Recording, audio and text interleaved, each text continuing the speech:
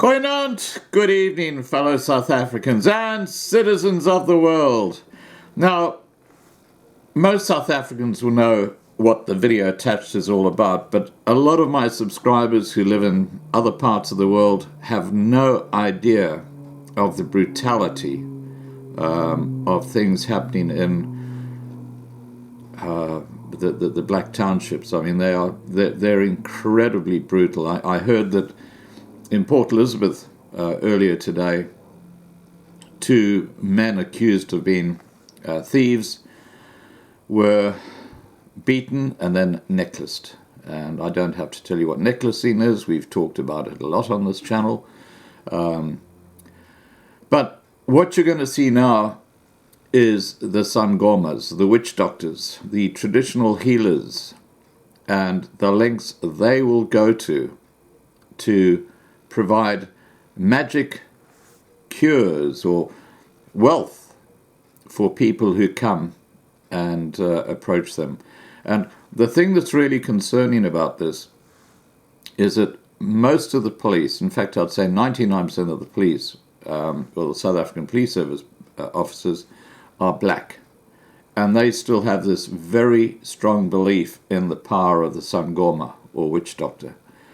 And when a Sangoma does murder a child because of the strength of the muti, or the medicine, the police are not prepared to go and investigate.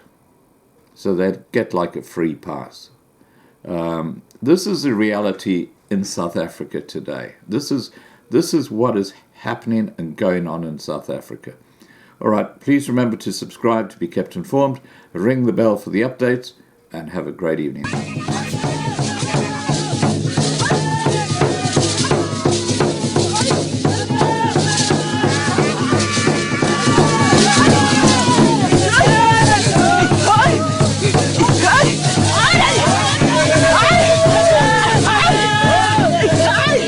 in South African Zulu land, traditional healers dance and sing to an ancient rhythm. They call themselves Sangomas and Imyangas, and their mission is to heal the sick using the methods of their forefathers, which are now being used to treat everything from HIV to afflictions of the mind.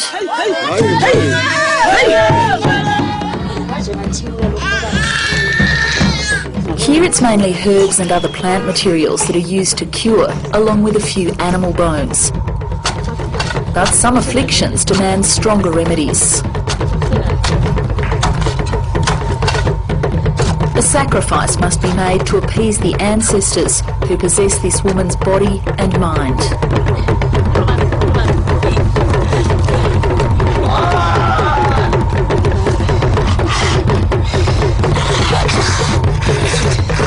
It's a confronting scene, but there's an even darker side to African traditional medicine than this. Some slaughter not animals, but people, to make the most powerful muti of all. Those people who are using human fleshes, we usually call them abatagas. Those are witches or witch doctors. If you can use the human flesh, those people there, the owner of that dead somebody, those people are crying.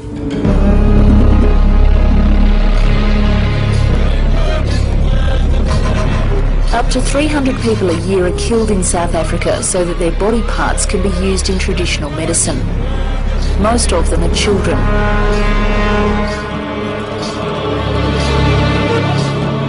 The human ingredients are said to increase the power of the muti because they're taken from a live victim, the life essence.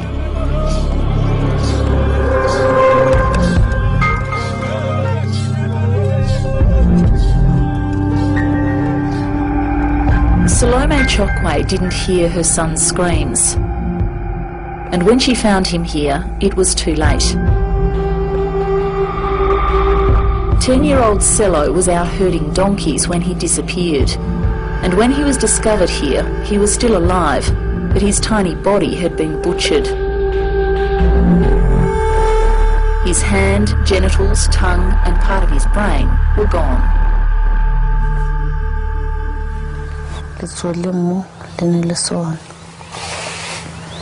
He was missing his hand? Yes. And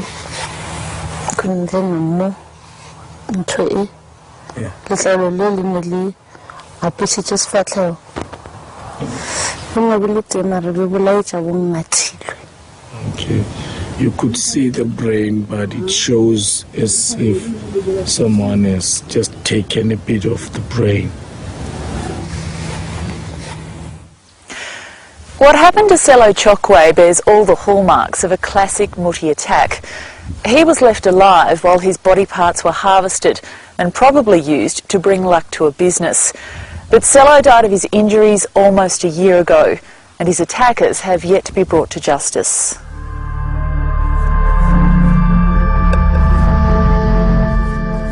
Sello's case has frustrated police. They arrested a local traditional healer and a businessman, but they couldn't get a conviction for Sello's death. So his killers walk free.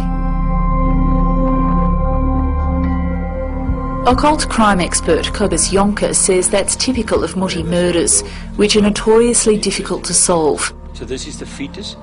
He was the first in South Africa to publicly acknowledge the practice, and he set up a special police unit to deal with it. Those Inyangas who does that, they've got no compassion. It's all about money. They bloodthirsty, money mad, crazed guys, I would say. Understanding the nature of these bizarre crimes is difficult. They seek particular body parts for very specific purposes, and the aim is not to kill, but to harvest. Hands are often buried palm up in the front yard of a business to bring in money, for example, or human muti may be mixed with herbs to smear on products for sale. The power of the muti is said to increase according to the level of pain inflicted on the victim. Here we have a child's body. This is now a 6-year-old girl there from Port Elizabeth, down in the Eastern Cape. Now, the Sangoma believed by taking the private parts out and removing the skin there and this section of the face. And we found this in jam bottles inside of the guy's kitchen. It's been done while she's still alive, because the more she screams, the more powerful the muti is going to be. Such killings inspire superstition, even among black police who struggle with fear of retribution from powerful traditional healers. There's not enough police officers that can do this job, because many police officers fear these people. And many police officers will tell you straight, I don't want to get involved with investigations where Sangomas are involved.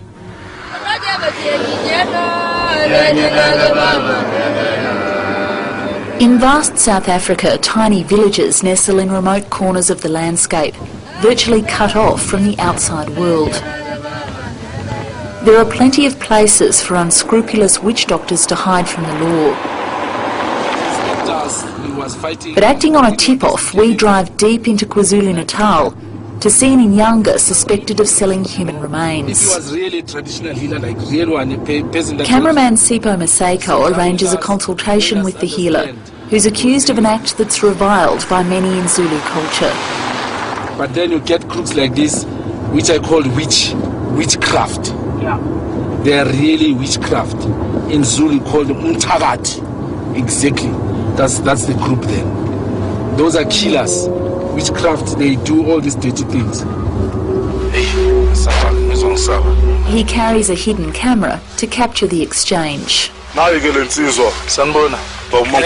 In this footage, he asks the healer for some muti to improve his business. He's purified with smoke and water mixed with herbs. The Inyanga then hands over what he says is a human bone.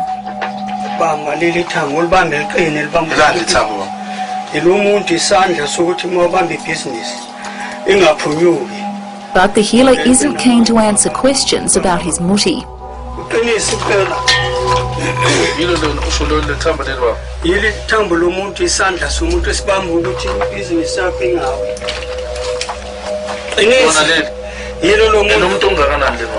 Our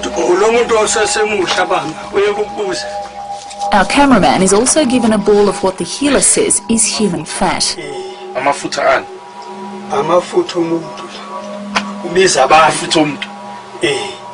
He asks for money and our cameraman leaves, returning with 3,000 rand, or about 600 Australian dollars.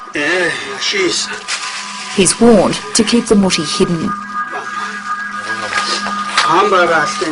We don't know if the items we've just been sold are truly human. It's unusual for a healer to keep human body parts on hand because of the obvious risk of getting caught. However, back in Johannesburg, we take them to the experts at Wits University just to make sure. They've agreed to examine what we bought and to give us a verdict later.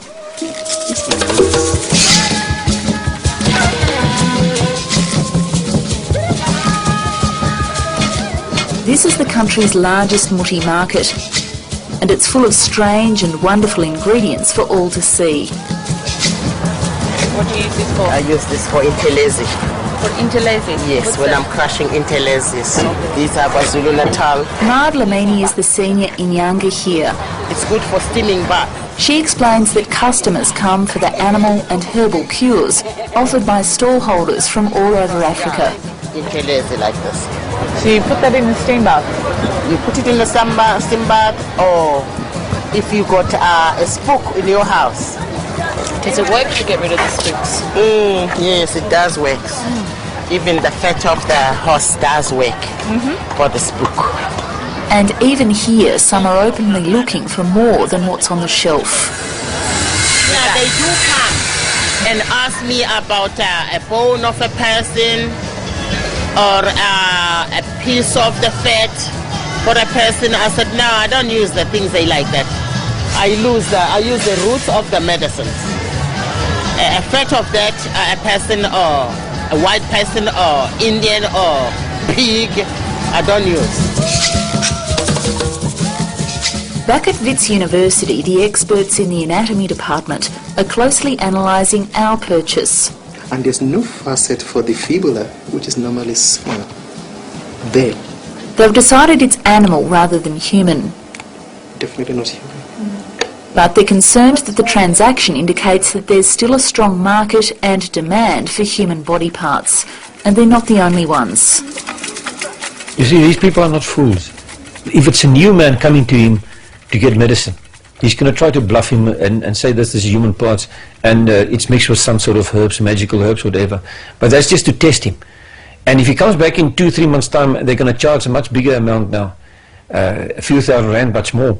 And then he might give him the same stuff again. And then, of course, the third time, fourth time, then he say, no, I can trust this guy. He's not going to bring the police here. I can trust him. Then, of course, this magic medicines made out of human tissue will be given to him.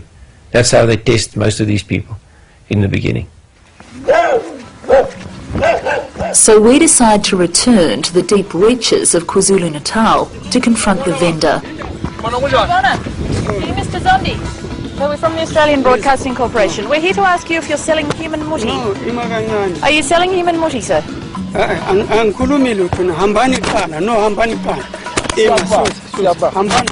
The Inyanga is not pleased to see us. Why did you sell our cameraman remains that you said were human?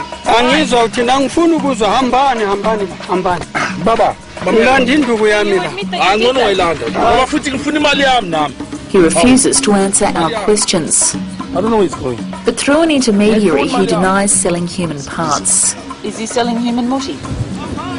I'm not quite sure, but it does give you things that look strange. Like what? Sometimes bones, things that are very scary. He says he doesn't want to talk, he doesn't sell any human meat.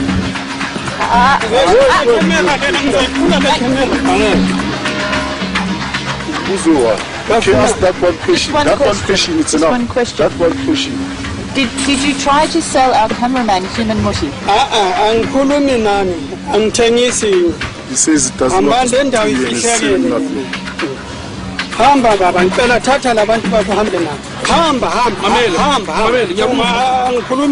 We leave without really getting an answer.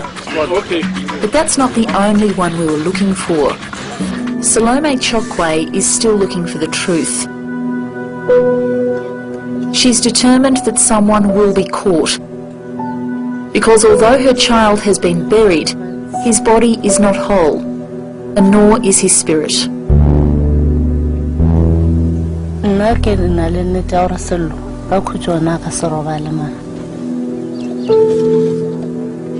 The child spirit is roaming around. If you cut somebody's days, her or his spirit doesn't go straight to where it must go. It's those people, they died cruel death. It was not yet time for them to die. Young Sello's life is one of many cut short. But in the modern South Africa, tradition is alive and well, and for that, some people die.